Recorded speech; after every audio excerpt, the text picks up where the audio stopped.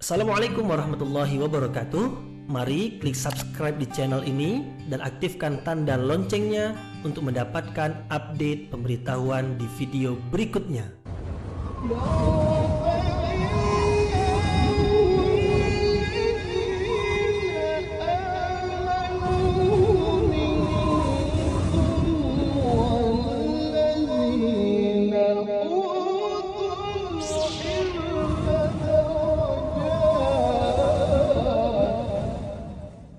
A'udzu billahi minasyaitonir rajim. Bismillahirrahmanirrahim. Assalamualaikum warahmatullahi wabarakatuh.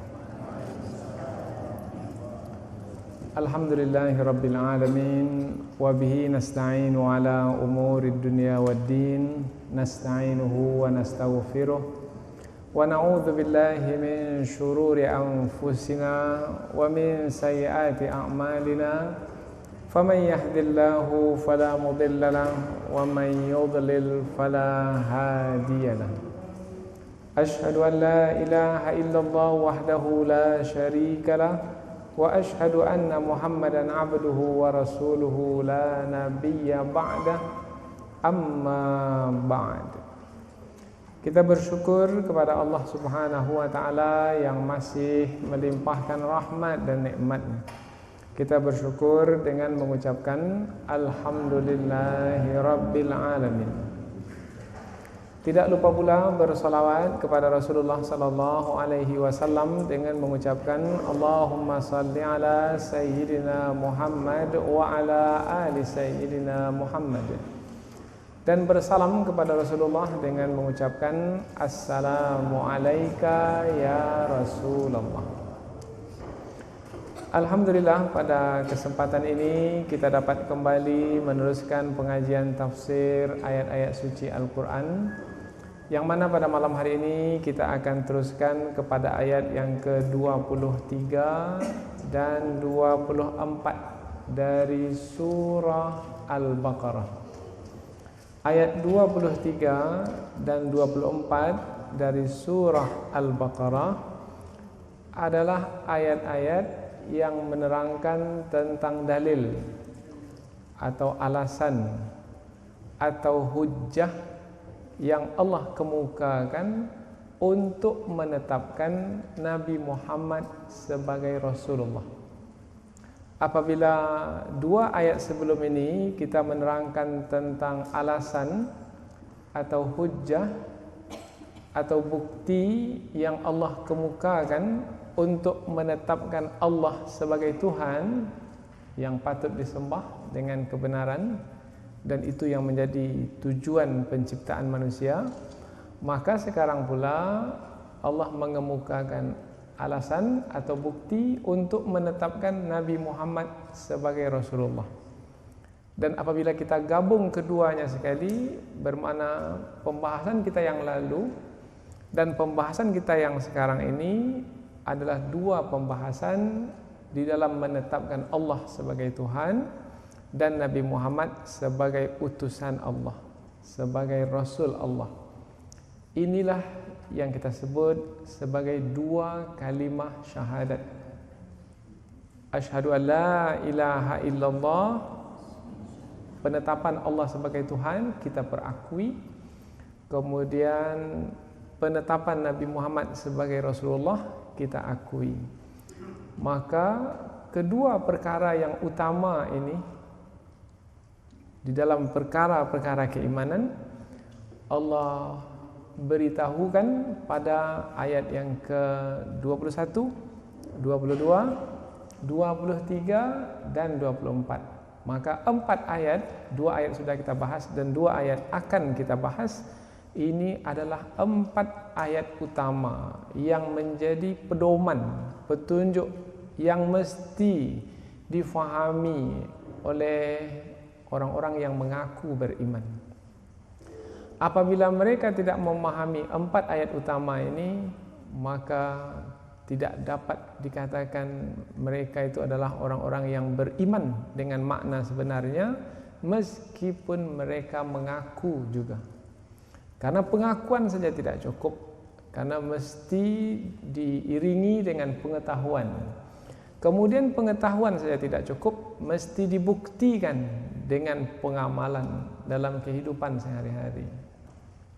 Maka dalam kesempatan ini kita akan bahaskan dua lagi ayat suci Al-Quran yang menerangkan tentang keimanan berkaitan tentang Nabi Muhammad sebagai Rasulullah. Allah berfirman, A'udzu billahi minasyaitonir rajim. Bismillahirrahmanirrahim.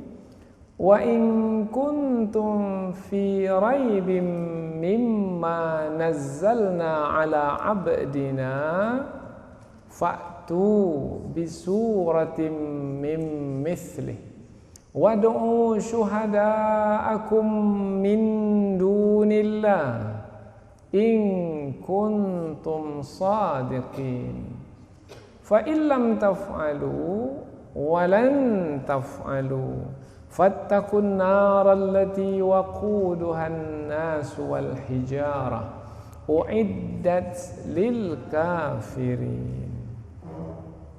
Wa in kuntum fi raibin mimma nazzalna ala abdina, dan jika kamu berada dalam keraguan tentang apa-apa yang kami turunkan kepada hamba kami. Yang dimaksudkan dengan hamba dalam ayat ini adalah Nabi Muhammad sallallahu alaihi wasallam. Apabila memang kamu ragu terhadap apa yang kami turunkan kepada hamba kami, yang diturunkan kepada Rasulullah adalah Al-Quran, firman-firman Allah. Apabila memang ia ragu, maka Allah menantang. Menantang maknanya Allah meminta. Kalau memang ia mampu, coba datangkan. Wa in kuntum fi raibin mimma nazzalna ala abdina fa'tu bi suratin mim mithlih. Coba datangkan satu surah yang seumpama dengan surah Al-Quran yang telah kami turunkan. Umpamanya surah Al-Ikhlas umpamanya, atau surah Al-Falaq umpamanya, atau surah An-Nas. Coba datangkan yang seumpama dengannya. Fa'tu bi suratin mim mithlih wad'u syuhada'akum, dan panggil pula lah saksi-saksimu yang lain untuk mendatangkan satu surah yang sama dengan surah Al-Quran. Min dunillah, yaitu selain dari Allah. Dari kalangan jin kah, atau dari kalangan manusia kah, manusia yang paling pandai, paling hebat kah, silahkan datangkan dan suruh mereka membuat satu surah yang seumpama, semisal dengan Al-Quran. In kuntum sadiqin, jika kamu memang adalah orang-orang yang benar dalam dakwaanmu, dalam tuduhanmu, bahwasanya kamu menyatakan bahwasanya apa yang disampaikan Nabi Muhammad itu bukan firman Allah, bukan Al-Quran, tetapi adalah perkataannya sendiri atau ucapannya sendiri. Maka silahkan coba tandingi apa yang disampaikan oleh hamba kami itu. Kemudian ayat berikutnya, wa illam taf'alu wa lan taf'alu, dan jika kamu tidak mampu untuk melakukannya, yaitu tidak mampu mendatangkan satu surah yang sama seperti surah Al-Quran, dan memang kamu tidak akan mampu untuk mendatangkannya sampai kapanpun, maka kalau kamu tidak mampu, nyatalah kebenaran Al-Quran itu. Apabila nyata kebenaran Al-Quran, maka takutlah kamu kepada azab yang nanti di akhirat berupa api neraka. Fattaqun naral lati waquduhan nas wal hijarah. Takutlah kamu kepada api neraka, yang api neraka itu nanti bahan bakarnya adalah dari manusia dan batu.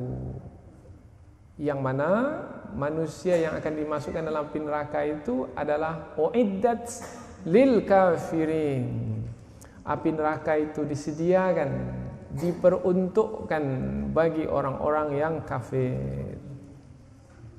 Inilah dia dua ayat yang kita bahas pada kesempatan ini, yaitu berkaitan dengan berkenaan dengan Nabi Muhammad sebagai Rasulullah. Baik, kita mulai pembahasan tafsir ini dengan lebih terperinci.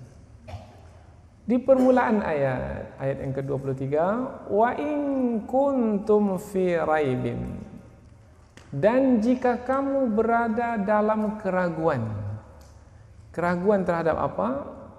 Mimma nazzalna ala abdina, keraguan terhadap apa-apa yang kami turunkan kepada hamba kami. Tadi sudah kita sampaikan yang diturunkan kepada Rasulullah adalah Al-Quran. Al-Quran mulai diturunkan kepada Rasulullah semenjak Rasulullah diangkat menjadi Rasul, ketika Rasulullah ketika itu berada di Gua Hira. Wahyu yang pertama turun yaitu Iqra bismi rabbikal ladzi khalaq. Kemudian Rasulullah pulang ke rumah, Rasulullah berselimut, turun pula ayat sekali lagi, yaitu ya ayyuhal muddatsir kum fa'anzir wa rabbaka fakabbir wa thiyabaka fatahhir. Rasulullah pun tanggalkan selimut, Rasulullah pergi naik ke atas bukit Safa, kemudian mengumpulkan semua orang yang berada di kota Mekah. Kemudian Rasulullah menyampaikan kepada mereka, wahai penduduk kota Mekah, apa pendapatmu kalau kuberitahukan kepadamu bahwasanya ada binatang atau hewan di belakang gunung Safa ini yang kamu tak nampak, terhalang oleh gunung ini, tapi aku memberitahukan kepadamu, apakah kamu mempercayainya? Maka semua menjawab, ya kami mempercayaimu wahai Muhammad, apa yang kamu beritakan kami percayai. Apa sebab? Sebab kami tidak pernah menjumpai kamu berdusta, karena kamu adalah orang yang sangat jujur, yang dipercaya. Karena Rasulullah digelar juga di kota Mekah sebagai Al-Amin, yang sangat dipercaya. Maka ketika itu Rasulullah menyampaikan, wahai penduduk kota Mekah, ku beritahukan kepadamu bahwasanya aku adalah seorang Rasul yang diutus oleh Allah. Karena Rasulullah telah menerima wahyu. Aku adalah seorang Rasul yang diutus oleh Allah, dan aku peringatkan kamu tentang hari pembalasan. Kalau kamu buat baik di dunia, kamu akan dapat balasan yang baik. Kalau kamu buat di dunia ini perbuatan yang buruk, maka kamu akan dapatkan balasannya juga. Maka aku peringatkan, maka buatlah yang baik-baik supaya kamu tidak menerima balasan yang buruk pada hari pembalasan. Sampai ke tahap ini, maka berdirilah Abu Lahab. Apa kata Abu Lahab? Abu Lahab ni paman Rasulullah juga. Apa kata Abu Lahab? Wahai Muhammad, hanya untuk itu kamu mengumpulkan kami di sini? Celakalah kamu wahai Muhammad. Apabila Abu Lahab sampai ke kata celaka ini, turun pula ayat Al-Quran. Tabbat yada abi lahabi wa tab. Yang celaka itu bukan Nabi Muhammad. Yang celaka itu adalah kedua tangan Abu Lahab. Tengok ayat Al-Quran turun sedikit-sedikit. Iqra turun sedikit, 5 ayat. Kemudian ya ayyuhal muddatsir turun pula sedikit. Kemudian Tabbat yada turun pula, turun. Dan ini disampaikan kepada penduduk kota Mekah, Quraisy.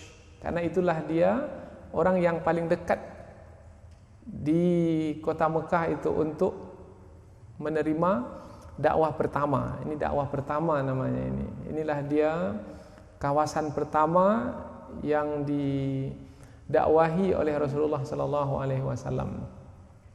Nah, mereka apabila mendengar Rasulullah menetapkan dirinya sebagai Rasul dan yang disampaikannya adalah Al-Quran, maka ramai di antara mereka menentang. Dan yang menentang ini pula bukan sembarang orang. Yang menentang ini adalah pemuka-pemuka Quraisy. Quraisy ini kaum yang ada di kota Mekah. Pemuka-pemuka, pemimpin-pemimpin mereka yang utama menentang Nabi. Dari sisi kekuasaan menentang Nabi. Pemimpin dari sisi kekuasaan menentang Nabi. Pemimpin dari kesukuan menentang Nabi. Kemudian pemimpin dari yang memiliki kekayaan, penguasa menentang Nabi. Dari kalangan sastrawan menentang Nabi. yang tidak menentang Nabi satu-satu. Umpamanya yang pertama kali memeluk Islam istri Rasulullah sendiri. Setelah itu Abu Bakar. Setelah itu Ali karramallahu wajhah. Setelah itu barulah dari kalangan hamba-hamba sahaya yang banyaknya. Dari kalangan hamba saya seperti Bilal bin Rabah, itu hamba sahaya, budak belian. Nah, memeluk Islam. Tapi yang pemimpin-pemimpin ini tidak mau. Bahkan yang pakar bahasa pun Walid bin Mughirah namanya, itu pakar bahasa Arab, pandai buat syair. Nah, pun juga menentang Nabi. Maka mereka menentang Nabi, mereka tidak memperakui Nabi sebagai Rasul. Maka ayat ini turun adalah ayat untuk menantang mereka itu. Dibuat tantangan kepada mereka. Wahai orang-orang yang berada di kota Mekah, ini apabila kita bawa kepada kota Mekah, dan ayat ini bukan hanya ditujukan kepada orang yang ada di kota Mekah. Siapa saja yang menentang Nabi Muhammad SAW, atau siapa saja yang tidak mau membenarkan, tidak mau mempercayai Nabi Muhammad sebagai seorang Rasul, maka ayat ini menjadi ayat tantangan. Allah menantang mereka. Kalau memang ya kamu tidak mempercayai Nabi Muhammad itu sebagai seorang Rasul, bermakna kamu juga tidak mempercayai apa yang disampaikan itu sebagai firman-Ku. Maka kalau kamu tidak mempercayainya, coba datangkan yang disampaikannya itu sama seperti yang disampaikannya itu, meskipun hanya satu surah saja. Surah yang paling pendek, umpamanya Al-Ikhlas, Qul huwallahu ahad, Allahus samad, lam yalid wa lam yulad wa lam yakul lahu kufuwan ahad. Coba buat yang seperti itu. Pendek saja. Buat, kalau memang ya kamu mampu membuatnya. Kalau kamu tak mampu membuatnya, bermakna fahamilah, percayailah bahwasanya itu bukan datang dari Nabi Muhammad. Itu adalah firman Allah. Kalau itu adalah firman Allah, kamu mempercayainya, bermakna kamu mesti mempercayai Nabi Muhammad itu sebagai Rasul. Karena dia telah menyampaikan firman, Allah. Jadi ada beberapa urutan di sini. Urutan yang pertama adalah kalau mempercayai apa yang disampaikan Nabi Muhammad sebagai firman Allah, maka mesti mempercayai Nabi Muhammad sebagai Rasulullah. Satu lagi, kalau mempercayai Nabi Muhammad sebagai Rasulullah, maka mesti mengikuti Rasulullah. Tapi mereka tak mau mengikuti Rasulullah. Maka bila mereka tak mau mengikuti Rasulullah, bermakna mereka tidak mempercayai Nabi Muhammad sebagai Rasulullah, bermakna mereka juga tidak mempercayai apa yang disampaikan oleh Rasulullah itu sebagai firman Allah. Jadi ada tiga itu berkaitan, tiga perkara yang berkaitan. Maka ayat ini mengatakan, apa yang membuat kamu tak beriman kepada Rasulullah, kepada Nabi Muhammad sebagai Rasulullah? Karena apa yang disampaikannya itu. Kalau karena apa yang disampaikannya itu, kemudian kamu tidak beriman, bermakna kamu ragu ya tentang apa yang disampaikannya itu. Kalau memang ya kamu ragu, wa in kuntum fi raibim mimma nazzalna ala abdina fa'tu bisuratim mim mithlih. Kalau memang ya kamu ragu terhadap apa yang telah diturunkan, yang telah kami turunkan kepada hamba kami itu, maka coba datangkan satu surah yang semisal dengan Al-Quran itu. Jadi ayat ini, apabila kita lihat penyampaian tadi, maka ayat ini adalah ayat penantangan, tantangan kepada orang-orang yang menentang Nabi Muhammad sebagai seorang Rasul. Nah, ini dia kedudukan ayat ini. Ayo coba, kalau memang ya kamu ragu. Kata ragu, di sini disebutkan kata ragu. Sebenarnya mereka itu bukan hanya ragu, mereka itu sebenarnya menolak. Kalau ragu itu 50-50. Kemungkinan untuk yakin itu ada, tapi keyakinannya itu sedikit. Itu makna ragu. Tapi disebut di sini ini keraguan di dalam keimanan tidak ada harganya. Artinya di dalam keimanan tidak boleh ragu-ragu. Di dalam keimanan Nabi Muhammad sebagai Rasul, dalam keimanan Al-Quran sebagai firman Allah, tidak boleh ragu meskipun sedikit. Jadi Allah sebutkan, kalau kamu memang ragu, sebenarnya mereka itu adalah tidak ragu. Sebenarnya mereka itu memang menolak. Tetapi di sini ini, kalau memang kamu ragu, andaikan mereka itu punya keraguan. Diandaikan. Nah, kalau andaikan kamu punya keraguan, maka coba gunakan akal fikiran. Gunakan akal fikiran supaya keraguan itu hilang.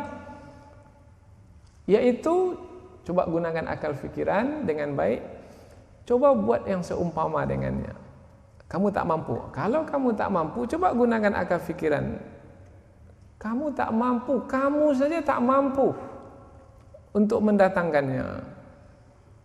Kamu yang begitu hebat tidak mampu untuk mendatangkannya. Apalagi Nabi Muhammad tak akan mampu kalau memang itu datang dari dirinya sendiri. Pastilah dia lebih tak mampu lagi. Apa sebab?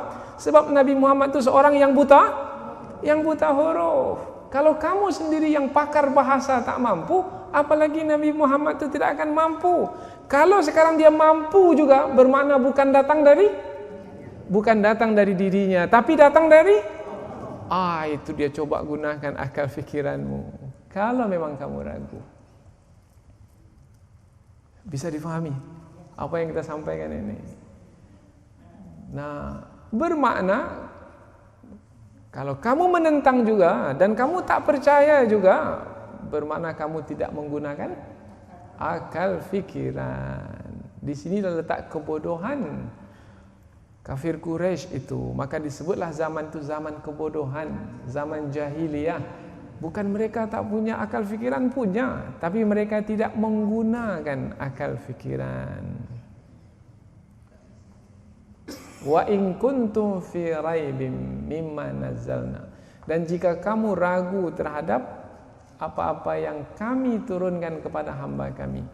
Di sini kata nazzalna bukan anzalna. Ada beda antara nazzalna dengan anzalna. Kalau anzalna turun sekaligus. Umpamanya dalam ayat yang lain Allah menyebutkan inna anzalnahu fi lailatul qadar. Sesungguhnya kami menurunkan Al-Quran itu pada malam Qadar, Lailatul Qadar. Mengapa anzalna? Karena dia turun sekaligus. 30 juz pada malam Qadar, Lailatul Qadar.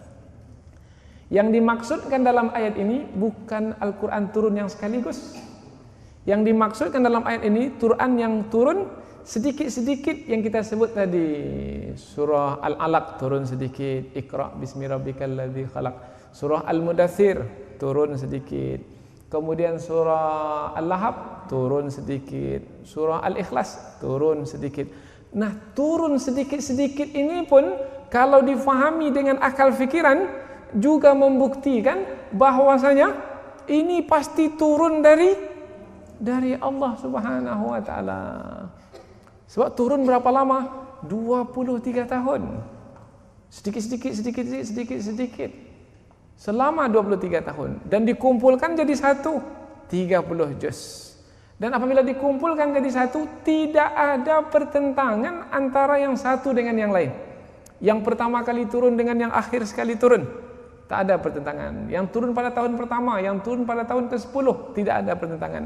Apabila tidak ada pertentangan, bermakna mestilah difahami dia turun dari yang satu, dari yang maha sempurna.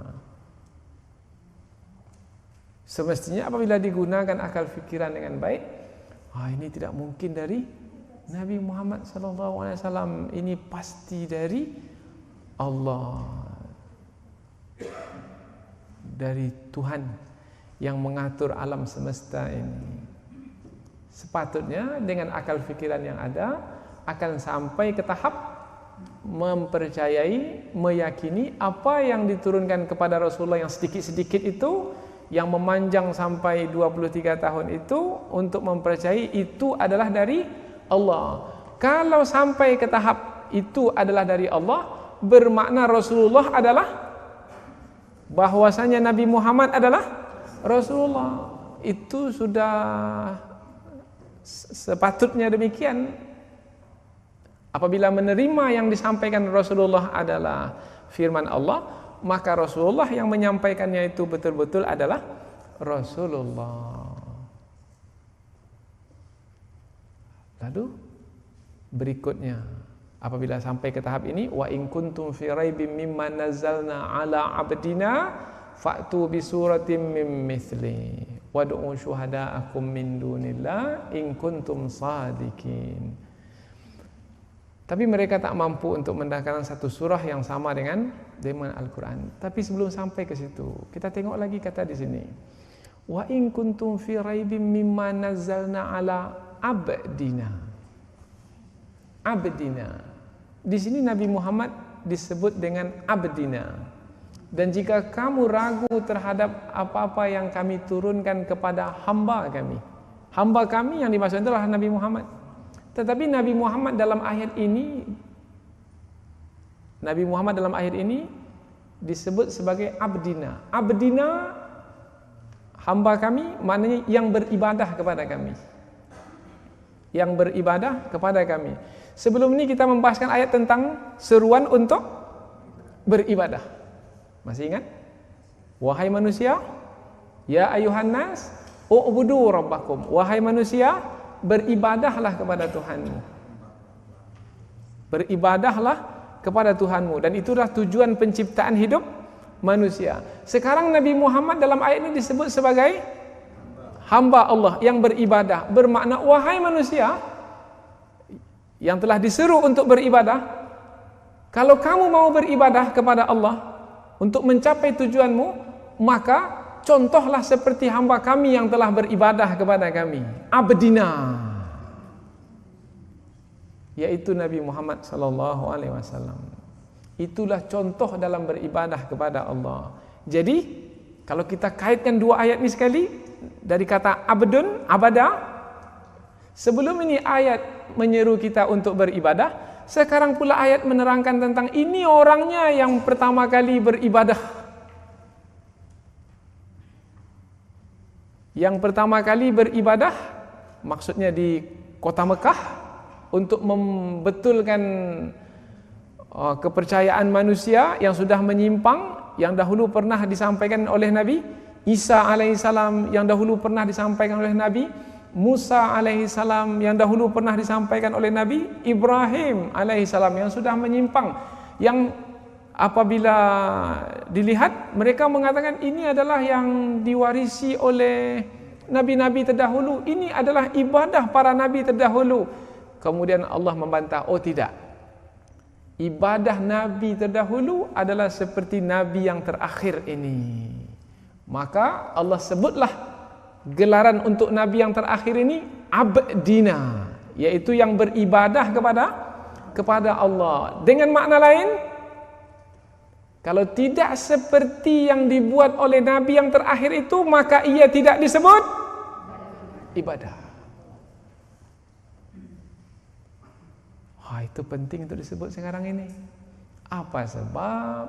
Sebab banyak pada hari ini orang menyebut juga beribadah di tempat-tempat ibadah mereka, tetapi tidak seperti yang ditunjukkan oleh Rasul yang terakhir. Maka itu bukan ibadah.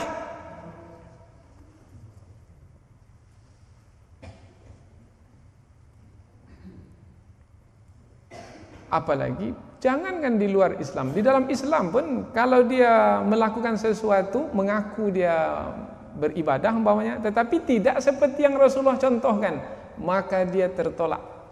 Dia disebut sebagai perkara bid'ah yang dibuat-buat. Nabi tak buat, kemudian dia buat. Itu bid'ah. Kullu bid'atin dhalalah. Setiap bid'ah itu adalah satu kesesatan. Wa kullu dhalalatin finnar, dan setiap yang sesat itu di dalam api neraka, tertolak. Tengok ayat ini, kalau kita bahas dengan teliti, rupanya ini dia kaitannya. Sebelum ini Allah perintahkan kita untuk beribadah, setelah itu rupanya Allah terangkan pula, kalau mau beribadah seperti yang kuserukan, maka contohlah hamba kami yang beribadah, yaitu Nabi Muhammad sallallahu alaihi wasallam. Wa in kuntum fi raibin mimma nazzalna ala abdina fa'tu bi suratin min mithlih. Kalau kamu ragu terhadap apa yang kami turunkan kepada hamba kami, maka datangkanlah satu surah yang seumpama dengannya. Wad'u syuhada'akum min dunillah, dan panggillah saksi-saksimu. Siapa yang dimasukkan dengan saksi di sini? Ulama tafsir memberikan beberapa pendapat.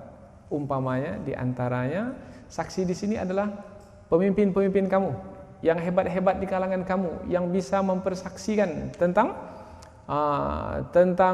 kamu adalah benar dan Nabi Muhammad adalah salah.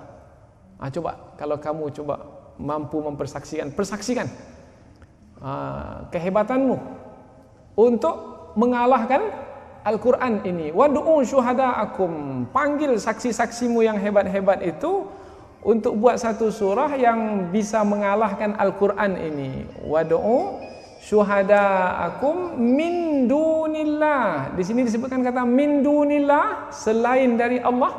Maksud selain dari Allah di sini, panggil siapa saja selain dari Allah. Dari kalangan manusia kah? Silahkan. Dari kalangan jin kah? Silahkan. Artinya kumpulkan manusia semua, kumpulkan jin semua. Coba buat yang sama seperti Al-Quran. Kalau kumpulkan malaikat, takkan mungkin mereka mampu mengumpulkan malaikat. Nah, maka ada yang mengatakan di sini penolong-penolong, syuhada'akum, penolong-penolong. Tapi sebenarnya kata syuhada ini dari kata syahid. Syahid maknanya yang mempersaksikan.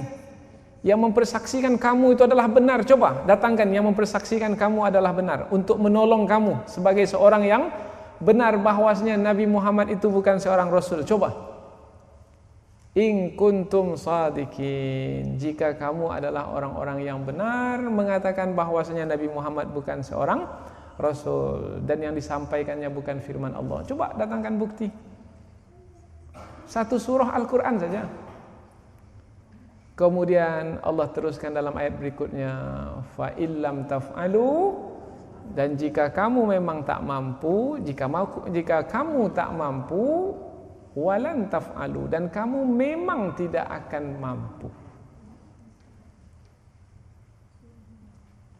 Dan jika kamu tidak mampu, maknanya dan jika kamu tak mampu, maknanya memang kamu tak mampu. Sekarang kamu tak mampu. Kamu kumpulkanlah siapa yang hebat menurut kamu untuk membuat satu surah yang seumpama dengan Al-Quran. Tengok sampai sekarang kamu tak mampu. Kalau sampai sekarang kamu tak mampu, bermakna betul lah Nabi Muhammad sallallahu alaihi wasallam. Karena bukti sudah ada di hadapanmu. Tak ada yang mampu yang buat seumpama dengan Al-Quran. Bermakna Al-Quran itu bukan dari manusia, tapi dari Allah. Karena manusia tak mampu buat yang seumpama dengannya. Dan bukan hanya sampai sekarang tak mampu, walan taf'alu, sampai kapanpun kamu tak akan mampu. Bermakna di sini Allah telah menutup kemungkinan 10 tahun lagi pun belajarlah kamu, pergi mana-mana belajar, kemudian buat yang seumpama dengan Al-Quran, tidak akan mungkin mampu. Bukan hanya kamu, anak keturunanmu sampai hari kiamat pun tidak akan mampu buat yang sama seperti Al-Quran. Bermakna di sini Allah telah menerangkan perkara yang gaib. Makna perkara yang gaib adalah perkara yang akan datang. Jadi Allah sudah menafikan sampai ke masa yang akan datang tidak akan mungkin ada sesiapa yang mampu untuk membuat sama seperti Al-Quran. Jangankan sama seperti Al-Quran secara keseluruhan, satu surah pun tidak akan mungkin mampu. Itu namanya melemahkan kemampuan manusia, jin, dan siapa saja yang meragukan Al-Quran. Melemahkan itu disebut dalam bahasa Arab namanya mukjizat. Jadi mukjizat itu maknanya melemahkan. Jadi apabila disebut Al-Quran sebagai mukjizat, maknanya Al-Quran sebagai yang melemahkan. Melemahkan siapa? Melemahkan manusia. Karena tidak mampu untuk mendatangkan yang sama seperti Al-Quran. Lemah di hadapan Al-Quran. Tidak mampu untuk menyalahkan Al-Quran, apalagi menolak Al-Quran. Sampai hari ini tak ada yang mampu. Maka apabila tak ada yang mampu, semua menjadi lemah di hadapan Al-Quran. Maka Al-Quran yang melemahkan kita sehingga kita menjadi lemah. Bukan hanya kita, orang-orang kafir semua yang menentang. Maka apabila kita sudah menjadi lemah karena telah dilemahkan oleh Al-Quran, biasanya yang melemahkan ini yang lemah atau yang kuat ini? Melemahkan ini, yang melemahkan ini yang kuat atau yang lemah? Pasti yang kuat. Yang lemah mana bisa melemahkan? Nah, yang lemah dikuatkan. Tetapi yang melemahkan ini pasti yang kuat. Maka melemahkan ini disebut mukjizat. Contoh umpamanya dahulu Nabi Musa. Apa mukjizat Nabi Musa dahulu di hadapan tukang sihir Fir'aun? Tongkatnya berubah menjadi ular. Tukang sihir itu dia punya juga ular, tapi ularnya itu dari tali-tali. Talinya berubah menjadi ular. Kononnya dia bisa memenangkan pertarungan dengan Nabi Musa alaihi salam. Nah, karena mereka menganggap Nabi Musa bukan seorang rasul, tapi Nabi Musa seorang tukang sihir juga, sama seumpama mereka. Mereka ramai-ramai kumpul di bawah arahan Fir'aun untuk mengalahkan Nabi Musa seorang. Tetapi Allah pula menerangkan kepada mereka, bukan, Nabi Musa itu bukan seorang penyihir, dia seorang rasul. Untuk menerangkan Nabi Musa seorang rasul, maka Allah berikan kekuatan kepada Nabi Musa untuk melemahkan tukang sihir. Kekuatan apa yang Allah berikan kepada Nabi Musa untuk melemahkan tukang sihir? Tongkat berubah menjadi ular. Nah, tongkat berubah menjadi ular yang datang dari sisi Allah untuk melemahkan tukang sihir disebut mukjizat. Jadi apa makna mukjizat? Melemahkan. Dan itu hanya diberikan kepada para rasul. Kalau kepada orang biasa disebut karamah. Tak boleh kepada orang biasa disebut mukjizat.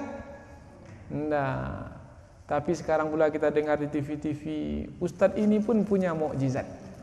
Mana pula ada ustaz punya mukjizat? Yang punya mukjizat itu para rasul.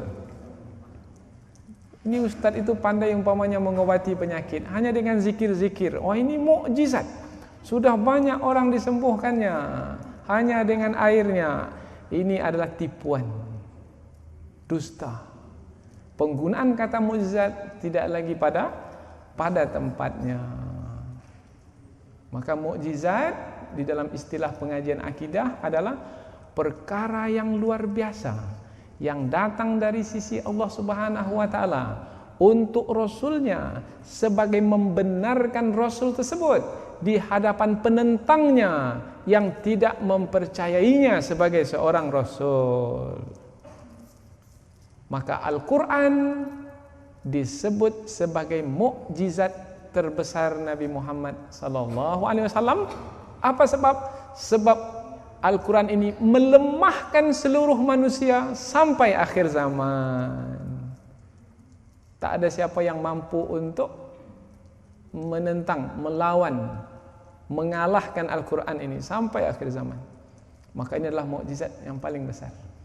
Kalau sudah nampak mukjizat di hadapan kita ini, dan sekarang yang kita bahas ini adalah mukjizat, maka apabila tidak percaya juga, maka sungguh satu kesombongan, keangkuhan pada diri manusia. Mungkin sebabnya adalah karena tidak menggunakan akal fikiran dengan baik, dengan bijak, sehingga tidak dapat membuat kesimpulan dengan baik, dengan tepat, dengan benar. Fa illam taf'alu walan taf'alu, dan jika kamu tak mampu, dan memang kamu tidak akan mampu, sampai hari ini tak mampu, maka sepatutnya sudah nampak yang benar itu benar dan yang salah itu Salah. Sudah nampak bahwasanya Al-Quran itu firman Allah, sudah nampak bahwasanya Nabi Muhammad itu Rasulullah, maka semestinya sekarang berimanlah kepada Rasulullah dengan mengikuti firman Allah itu sebagai petunjuk, sebagai pedoman hidup. Tapi kalau kamu tak mau, fattakun nar, maka takutlah kepada api neraka. Sebenarnya ayat ini bukan takutlah kepada api neraka, sebenarnya ayat ini panjang. Maka takutlah kepada azab yang Allah sediakan kepada orang-orang yang tak mau beriman kepada kitab sucinya dan kepada Rasulnya, yang pada akhirnya nanti azab tersebut adalah api neraka yang menyala-nyala. Jadi ayat itu panjang sebenarnya, tapi Allah pendekkan.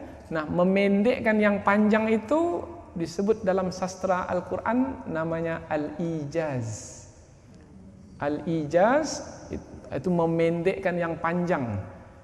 Nah, dengan memendekkan yang panjang ini, maka sastranya menjadi tinggi nilainya. Maka ayat ini disebut sebagai ayat yang penuh atau yang padat dengan sastra, karena pendek tetapi kandungan sebenarnya adalah panjang. Katanya sedikit tetapi kandungannya padat dalam. Fattakun nar, maka takutlah kepada api neraka, maka takutlah azab yang disebabkan karena kekufuranmu tidak mau beriman kepada kitab suci yang diturunkan kepada Nabi Muhammad, tidak mau mengikuti Nabi Muhammad.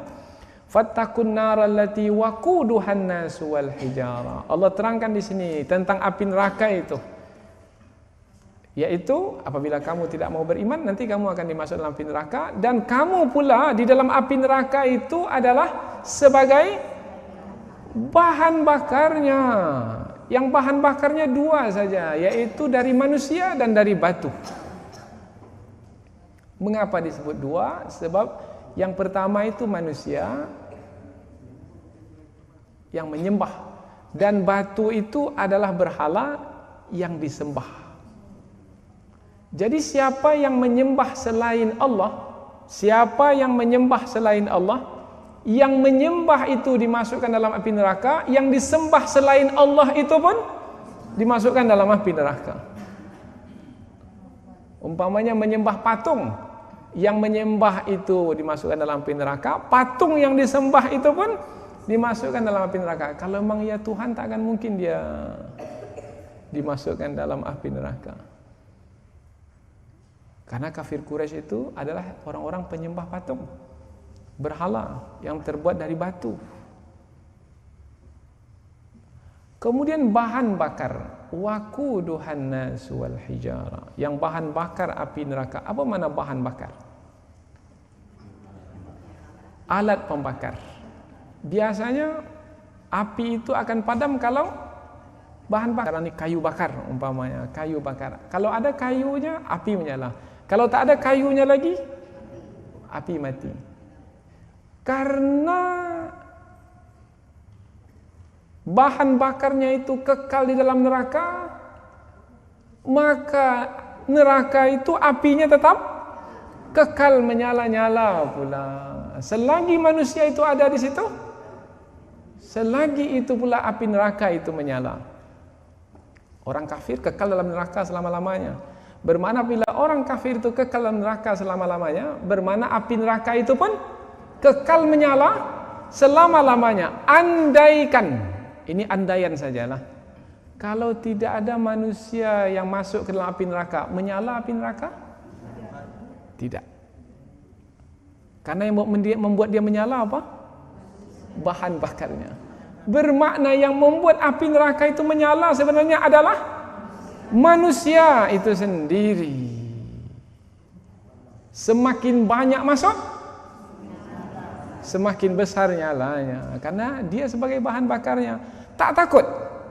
Kira-kira demikianlah ayat itu berupa ancaman di dalam ini. Maka ayat ini disebut sebagai ayat ancaman, sehingga menggunakan kata waqud, bahan bakar.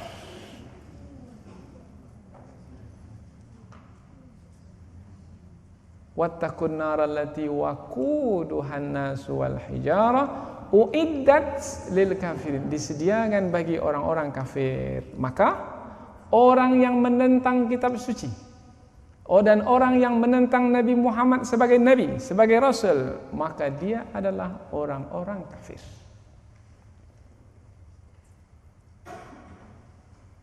Jadi, orang yang tak percaya kepada Al-Quran adalah orang kafir.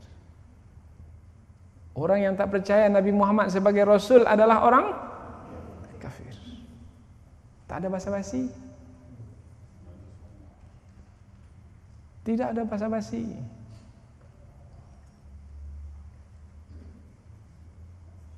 Karena ada yang basa-basi ini. Enggak, kita semua ini benar ini.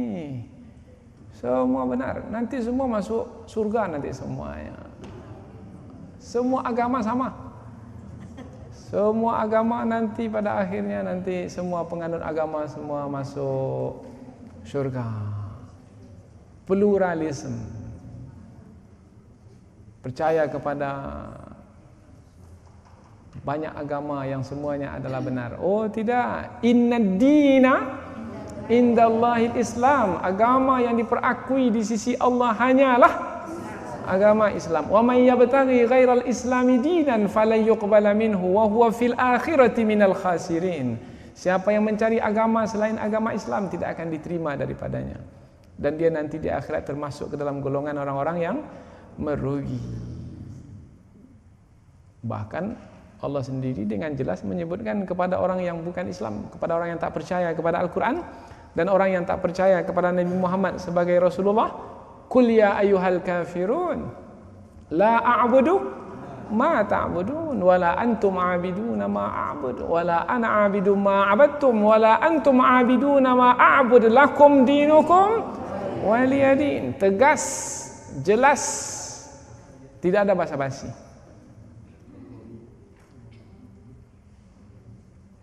Maka memang kita hidup umpamanya di satu masyarakat atau di satu bangsa yang berlainan agama, ya boleh, kita akan saling hormat menghormati.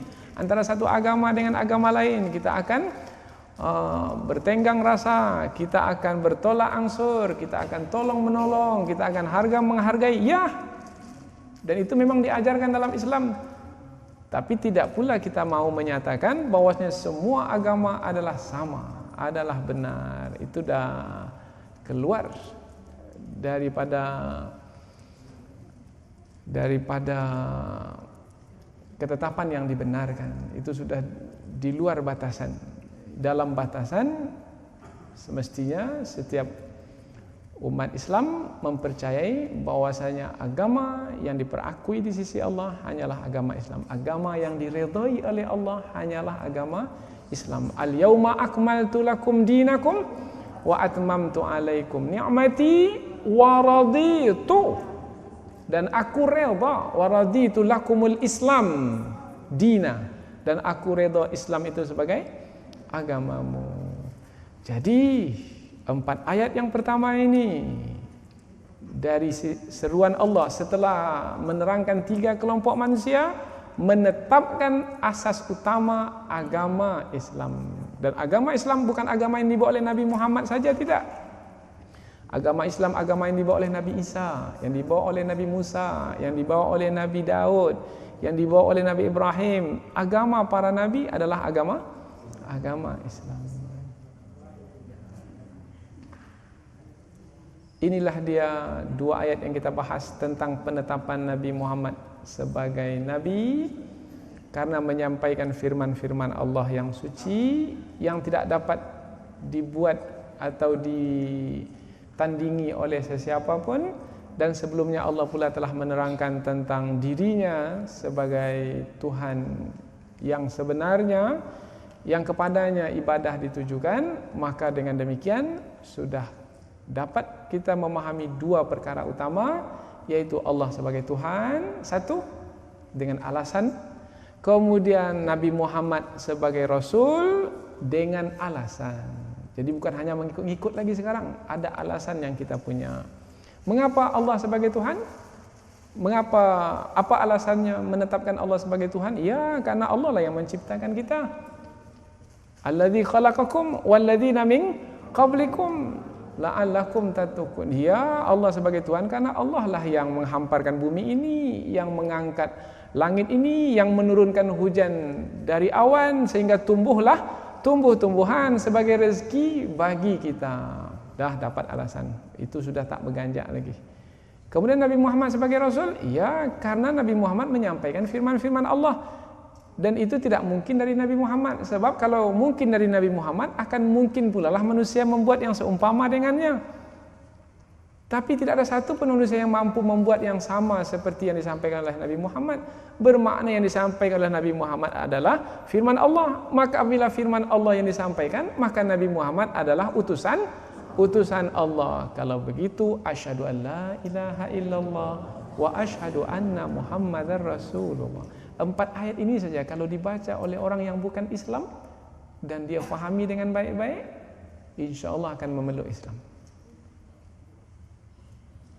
Kalau dia baca baik-baik, difahami baik-baik, insya-Allah akan memeluk Islam. Kebanyakan yang tidak memeluk Islam itu karena tidak mau memahami, tidak mau. Kalau maulah akan nampak kebenaran ini. Karena tak mau, tak nampak kebenaran ini. Dan kebenaran ini selalu ditutupi oleh orang-orang yang dengki kepada agama Islam. Mudah-mudahan dengan 4 ayat ini, 2 yang kita bahaskan yang dalam pengajian yang lalu dan 2 pada kesempatan ini, mudah-mudahan akan ada manfaatnya sebagai menambah pengetahuan kita, menguatkan keyakinan kita. Dan kalau dapat kita hidup di atas 2 pilar utama ini dan kita pun meninggal dunia di bawah 2 tiang agama ini, dan mudah-mudahan kita akan tetap berjuang di 2 yang utama ini, yaitu Allah sebagai Tuhan dan Nabi Muhammad sebagai Rasulullah sallallahu alaihi wasallam. Mohon maaf atas segala kesalahan dan kekhilafan. Wabillahi hidayah wa taufiq. Wassalamualaikum warahmatullahi wabarakatuh.